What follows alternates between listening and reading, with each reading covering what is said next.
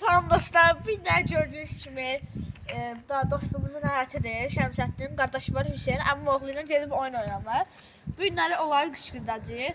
Sizdən xahiş edirəm ki, abunə olun, like atın və abunə olun, like atın və bildirimləri açın ki, videolar daha tez-tez gəlsin. İndi bu günləri gələcək Hüseyin günə nə olay qışqırtma edəcəyik. Məsələn, dəstək atacağıq, qoşun dəlil edəcəyik. Sonra onları elə şey edəcəyik ki, onları elə qışqırdacağıq ki, pəncərələrə daş atacağıq ki, araları onlar döysün. O şimdi aynı poxa vuracağıq. İndi gəlin ki, dostlar gördüyünüz kimi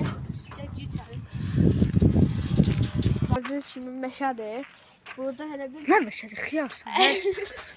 Meşə kimi bir şey də.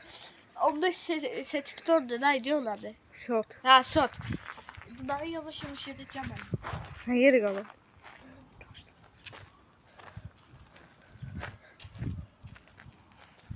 Bayaqları bir də arvad bizi qoymuşdu.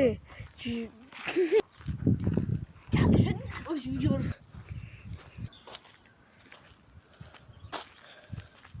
Böyle.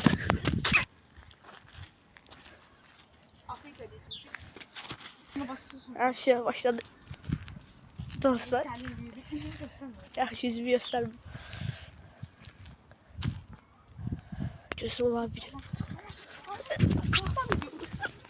Ay, yaxşı. Saxlama videonu böyle. Yaxşı düşmüşəm.